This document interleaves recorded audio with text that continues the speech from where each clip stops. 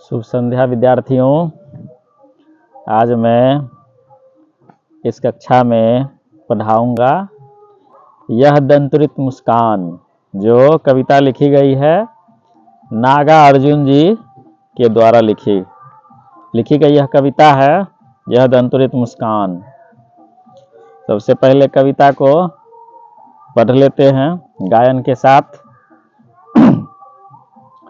तुम्हारी यह दंतुरित मुस्कान मृतक में भी डाल देगी जान।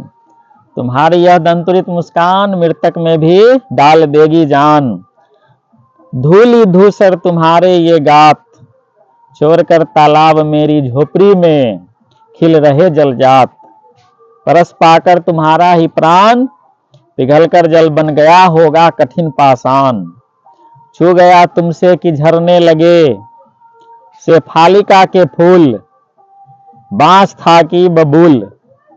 तुम मुझे पाए नहीं पहचान, देखते ही रहोगे अनिमेष थक गए हो आंख लूं मैं फेर। क्या हुआ यदि हो सके परिचित न पहली बार। यदि तुम्हारी मां न माध्यम बनी होती आज, मैं न सकता देख मैं न पाता जान। तुम्हारी यह दंतुरित मुस्कान धन्य तुम, मां भी तुम्हारी धन्य। चिर प्रवासी मैं इतर मैं अन्य। इस अतिथि से प्रिय तुम्हारा क्या रहा संपर्क। उंगलियां मां की कराती रही है मधुपर्क। देखते तुम इधर कनखी मार और होती जब की आंखें चार।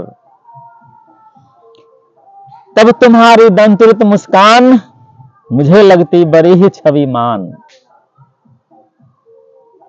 दंतुरित बच्चों के नए नए दांत। कवि को बच्चों के नए नए दांत बहुत ही सुंदर लगते हैं, जिसको आधार बनाकर उन्होंने एक कविता ही लिख डाली है यह दंतुरित मुस्कान। नागार्जुन जी जो कवि हैं। सबसे पहले इस कविता का परिचय देख लेते हैं। इस कविता में छोटे बच्चे की मनोहारी मुस्कान देखकर कवि के मन में जो भाव उमड़ते हैं, उन्हें कविता में अनेक छवियों के माध्यम से उन्होंने प्रकट किया है। जो दंतुरित मुस्कान नए नए दांत बच्चों में देखने को मिलते हैं, उन्हीं दांतों को आधार बना करके उन्होंने इस कविता में उसकी सुंदरता का वर्णन किया है। कवि का मानना है कि इस सुंदरता में ही जीवन का संदेश छिपा हुआ है। इस सुंदरता की व्याप्ति ऐसी है कि कठोर से कठोर मन भी पिघल जाए। इस दंतुरित मुस्कान की मोहकता तब और बढ़ जाती है, सुंदरता और बढ़ जाती है, आकर्षण तब और बढ़ जाता है जब उसके साथ नजरों का तिरछापन जुड़ जाता है। आगे व्याख्या देख लेते हैं। कभी कहते हैं कि शिशु की मुस्कान इतनी मनमोहक और आकर्षक होती है कि किसी मृतक अर्थात मरे हुए व्यक्ति में भी जान डाल दे। खेलने के बाद धूली मिट्टी से भरा तुम्हारा शरीर, धूल मिट्टी से सना हुआ तुम्हारा शरीर देखकर ऐसा लगता है मानो कमल का फूल तालाब छोड़कर मेरी झोपड़ी में आकर खिल गया हो। तुम्हारी ये मुस्कान तो बहुत ही सुंदर है ही, जिस पर मैं मोहित हो जाता हूं। मैं ही क्या, पूरी दुनिया जो है तुम्हारी मुस्कान पर मोहित है। उसके अलावे तुम जब धूल मिट्टी में खेल कर आते हो, तुम्हारे शरीर में धूल मिट्टी पूरा सना हुआ रहता है। वह दृश्य ऐसा लगता है जैसे मानो कमल का फूल तालाब को छोड़ करके मेरे झोपड़ी में आकर खिल गए हो। तुम्हारे स्पर्श को पाकर अर्थात तुम्हारे छूने से, तुम्हें छूने के कारण पत्थर भी मानो पिघलकर जल में बदल गया हो। यानी तुम्हारे जैसे शिशु की कोमल स्पर्श पाकर किसी भी पत्थर हृदय दिल व्यक्ति भी पिघल जाएगा। पत्थर हृदय वाला व्यक्ति भी पिघल जाएगा, उसका हृदय भी, उसका दिल भी एकदम पिघल जाएगा, वह एकदम कोमल हृदय वाला बन जाएगा। कभी आगे कहते हैं कि मेरा हृदय, मेरा मन बांस और बबूल की भांति, बांस और बबूल की तरह नीरस और ठूठ हो गया था, एकदम सूख गया था, कोई भी उमंग नहीं बची थी। परंतु तुम्हारी कोमलता के स्पर्श मात्र से ही हृदय से शेफालिका के फूल झरने लगे। तुमने जैसे ही मुझे स्पर्श किया तो ऐसा लगने लगा तुम्हारी कोमलता के स्पर्श को पाकर के कि मेरे हृदय से शेफालिका के फूल झरने लगे हों। मेरा हृदय एक पेड़ की भांति खिल उठा और उसमें से शेफालिका के फूल झरने लगे। कवि के हृदय में वात्सल्य की धारा बहने लगे और वे अपने शिशु से कहते हैं कि प्रवास में रहने के कारण तुमने मुझे आज से पहले कभी नहीं देखा है। प्रवास यानी कि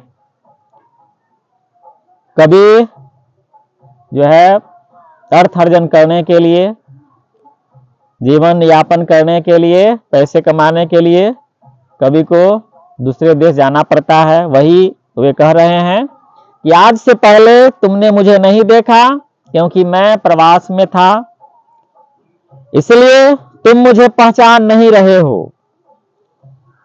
तुम्हें मैं पहचान नहीं आ रहा हूं, यही कारण है क्योंकि मैं बहुत समय से प्रवास में था, तुम्हारी और माँ की खुशी के लिए पैसे इकट्ठे करने गया था। कभी कहते हैं कि तुम्हें थकान से बचाने के लिए मैं अपनी आंखें फेर लेता हूं।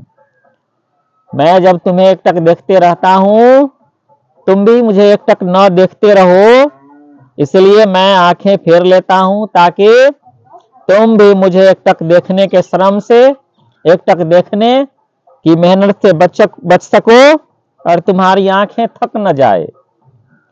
कभी आए कहते हैं कि क्या हुआ यदि तुम मुझे पहचान नहीं पाए? कोई बात नहीं है, तुमने मुझे नहीं पहचाना। यदि आज तुम्हारी माँ एक माध्यम बनी नहीं होती तो मैं तुम्हारी यह मुस्कान भी नहीं देख पाता, तुम्हारी इस मुस्कान की सुंदरता भी मैं नहीं देख पाता और मैं तुम्हारी इस मुस्कान के प्रति आकर्षित नहीं हो पाता। मैं तुम्हारी मुस्कान की मादकता, सुंदरता, आकर्षण को कभी नहीं देख पाता। अगली पंक्ति में कवि कहते हैं, अगली पंक्ति उन्होंने अपनी पत्नी और शिशु का आभार व्यक्त करने के लिए लिखा है। आभार व्यक्त करते हुए वे कहते हैं कि धन्य हो तुम और तुम्हारी माँ भी बड़ी धन्यवान है, धन्य है जिसके कारण मुझे इतनी सुंदर मुस्कान देखने को मिली है।